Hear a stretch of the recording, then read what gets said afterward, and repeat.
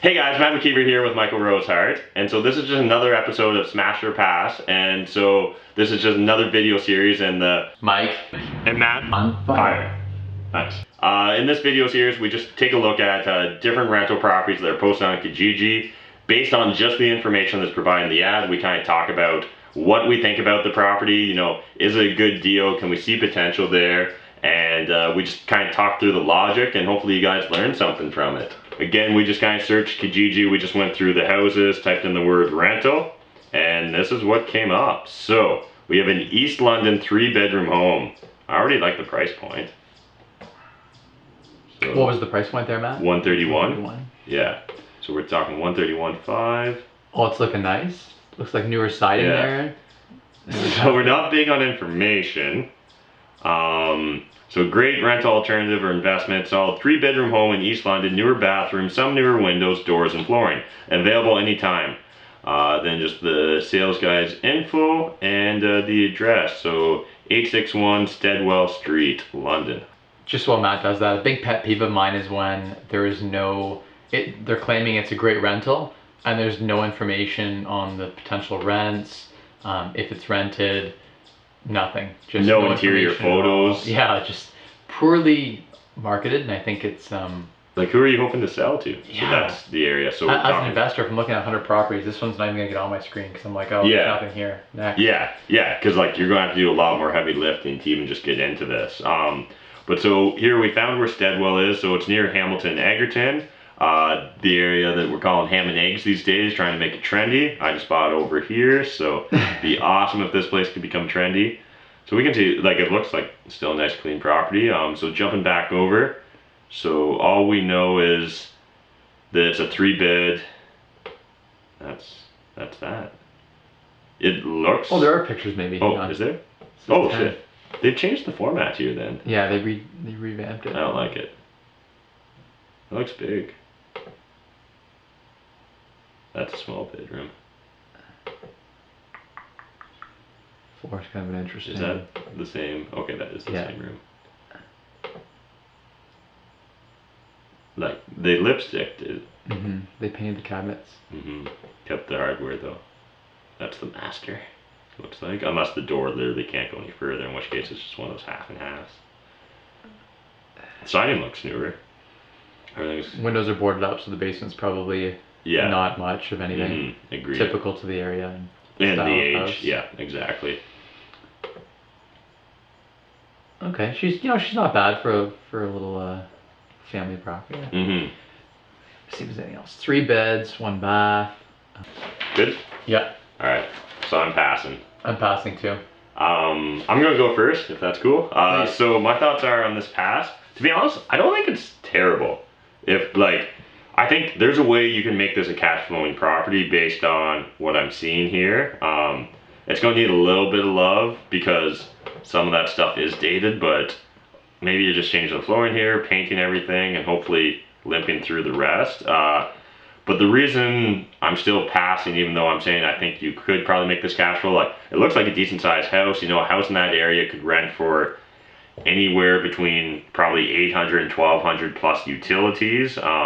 If it had like another bath or a half bath, I think that would really help you. You know, I think it's below the average price point for the average house in that neighborhood, so that's a great starting point.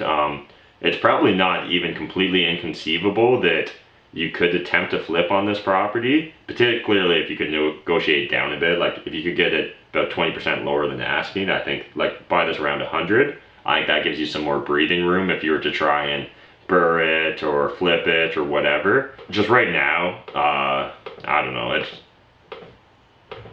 I think there's better deals out there.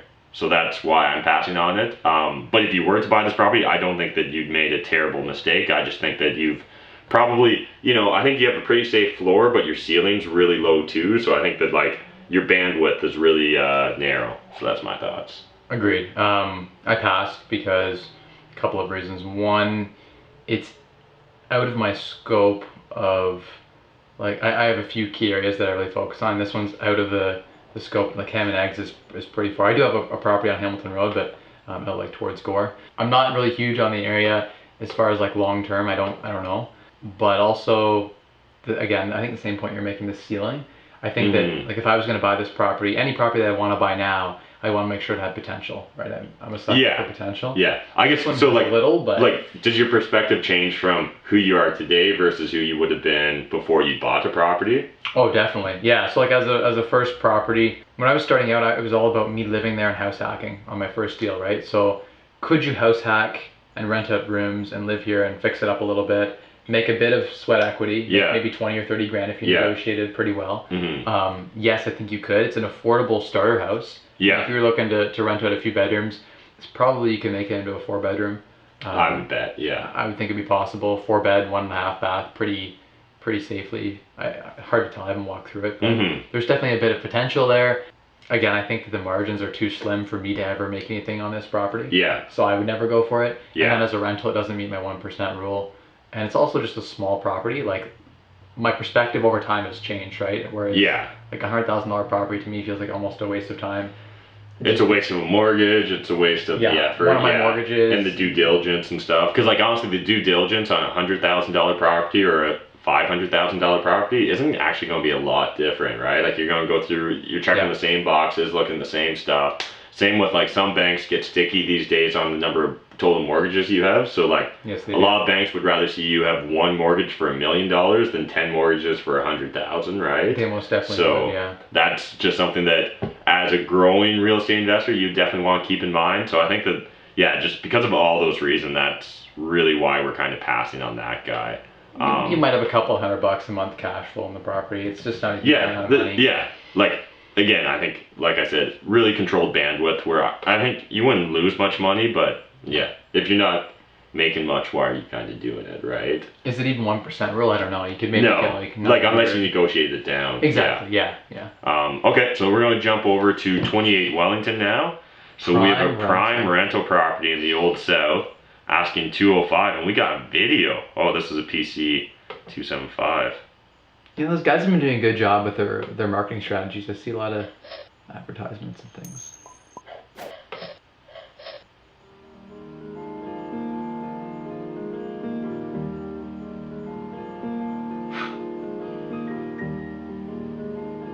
Oh, it's so slow, these videos. But the music. It's so good, right? I'm just in love now. Look at those pulls in that cabinet. Yeah. Oh, nice. Mellow music. Floors look decent though and stuff. Like I don't know what's going on with that. To the parquet. I've literally never seen that. That looks like a nice bedroom though. Yeah, good size. And it looks like if this is tenant occupied, like the tenant looks pretty good or at least tidied up. Nice big baseboards. This is like a second kitchen here, maybe. Yeah, I think it's supposed to be a duplex. So. Oh, okay. Yeah, that looks like an even nicer, trendier unit, right? Yeah.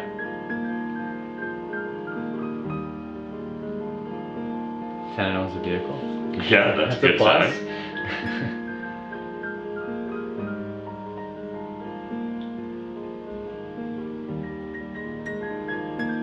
Good job with some of the paint, and the floors look nice, and the baseboards are painted and large. Overall, nice finishes.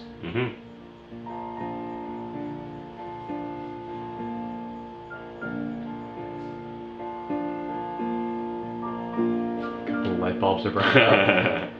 Possible. Plenty of parking though, that's always nice. Yeah. It's possible landlord's been neglecting the property. Those burnt out light bulbs. Might be an opportunity. Look at that property next door. It's like that one looks like it has some potential too. Alrighty, like that. Gives us a pretty good feel of it. Yep. So we'll get back. Where exactly is it? On Wellington Road. So Wellington, so it's like right where Wellington right splits off the pie. Yeah. So near that property that I. Here we go. We're starting off with a wow. Wow! Attention investors, first-time buyers, and anyone looking for a little extra income from a good tenant. This terrific City of London licensed up and down duplex is located between downtown and LHSC, making it prime rental property in Old South. The front one-bedroom unit is bigger than most. The 2-bedroom unit at the rear shows very well with a nice layout. This terrific duplex features plenty of parking for 3 cars, a private fenced rear yard, shingles replaced in 2015, AC and energy efficient furnace replaced, and all appliances are included. Don't delay. This property would be a great investment for your portfolio. Then some links to some more information and It'd be nice to know the rents. the rents. Yeah. If I had to guess, like they should be based on kind of like the looks and Was it finishes and parking. a 3 and a 2? A 2 and a 1. Or 2 and a 1? Yeah. Like if I had to guess, I would be guessing the 1 is somewhere between 700 and 8, high 8s, and the 2 would be somewhere between mid 7s and 9 would be my guess. That's probably utilities included because I'm guessing it's not. Is that really Old South? It feels like a bit of a stretch. It's not. Yeah, no, it's not at all. That's not really Old South at all. No, but it's adjacent to it, so that's something. Yeah, so I think that's as much information as we're gonna get about that guy. You know, you can see that. My decision was made up when I said that. Alrighty. You guys ready? Let's do this. So I'm gonna pass. Oh, buy and hold, nice. I won't buy and hold. I think I got your logic on it because I was kind of debating too. So let's start with you. In order for me to put this on as a buy and hold, I had to put myself back in a position where I'd actually be interested in acquiring a property like this in this area. So if I was pro in this area, and if I was just starting out or something, I actually know a few people who I think might be able to buy this and make it work as a buy and hold. Specifically if they lived in the 1 bedroom, which looks pretty modern, pretty nice. Yeah, it looks very nice. A little bit of exterior work, like you could paint it up and Yeah. make it nice, but that wouldn't be all that much work with a ladder and a can of paint, right? So I think there was some potential there. I think there's probably a little bit of room for negotiation, but it's nice enough inside that someone who's just starting out, didn't have the experience that someone like me or you do renovating a unit, they could feel comfortable enough to be able to move in, right? And so that was a huge pro, I think. So as a buy and hold, it's kind of really a nice little turnkey rental property. Yes. So I could see it as a turnkey. I 100% agree. If you're looking for a turnkey, I actually think this is pretty solid. I'd have difficulty arguing against that, especially at live-in. What's also nice is you are on like a major transit corridor in London, so you know backing out your car would be a pain in the ass every morning. But if you're taking parking back there, if you're taking transit, oh true, yeah, you wouldn't have, because a lot of these houses you can and you have to back out. That one had good parking. Yeah, you're right. That was a bonus for me. But like being on good transit's amazing, right? Like because your tenants are going to love being able to catch the bus and go downtown or head to the hospital, which is a major employer in this neighborhood. So I think my thoughts pretty much mirror yours, that this would be a perfect turnkey property, especially for like if you're a young professional, you want to live downtown but not pay downtown prices, you want an income helper, you know. I'm guessing that back unit, if it's not currently rented for 800 or more, it could be rented for 800 or more, utilities included. It looked quite nice. I thought like it was a good size. They said it was a large 2-bedroom, I think. So wouldn't be a stretch to try to get like 900 or 950. Yeah, no, absolutely. Pretty modern. I saw some stainless. And so like if you were talking in that 950 range, like it's gonna cover your mortgage and like a good chunk of your utilities and stuff. So you're probably living there paying taxes, insurance, maybe a little bit of the utilities. Well, Matt's getting us house hacking, guys. If you're not house hacking, you need to be house hacking. It's one of the best ways to reduce one of your major line item expenses, right? Is housing. If you can get that down, that's a huge win. Start throwing cash away to start investing. So even if someone bought this and overpaid a little bit, which is what happened to me on my first property, I had a really bad real estate agent. I got into a deal that wasn't necessarily fantastic. And you know, time healed the wound, but it was one of those things where I was further ahead even if time hadn't healed my wound because I was house hacking. I was living there for free, and that was a huge win at the end of the day. You can't really go wrong, I think, buying a property, even if you're paying market value or you know you're not quite meeting the 1% rule. But it's an awesome place for you to hang your head, close to public transit, lots of parking. Looks like it's pretty turnkey, licensed with the city, no hassle.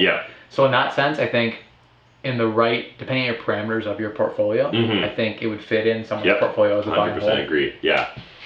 Maybe I would work on the price a little bit, but yeah. And again, just kind of building off of what you were saying there about house hacking, like the reason house hacking is so powerful is, again, most people spend a third of their income, right, on like housing, a third of their income on like transportation, and a third of their income on consumables. So if you can get one of those thirds to disappear, it's insanely powerful. Oh, so powerful. Imagine you're throwing a third of your income into you know, buying real estate, and all of a sudden that third of your income is now giving you a third more income, and all of a sudden now you're only spending a quarter or whatever, and you've got income snowball. I like exactly. It's fantastic power. Otherwise, I think that's pretty much it for this week's Smash or Pass. Hopefully you guys got some value from this video. I'll have a link in the video description down below, but go check out Michael. He's doing still doing the daily vlog on Facebook. I meant to ask, like, what are you at now, like the number wise? Because you got to be getting up there. Like, how many have you done now? Oh, I don't know. Definitely over 100. Yeah. Well over 100. You've done literally every day, right? Or literally every day. Yeah. Without, there's one day that I was up for 52 hours straight, and I did one video for that 52 hours. Because I was over 2 days and I was working so hard, I decided that it was one day for me, so you guys got one video out of me.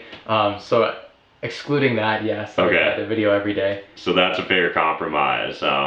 So yeah, smash that like button, hit the subscribe button, all that great stuff. Check out what Michael's doing on Facebook, and otherwise, we'll see you on the next video, guys. Thanks. Thanks. Bye.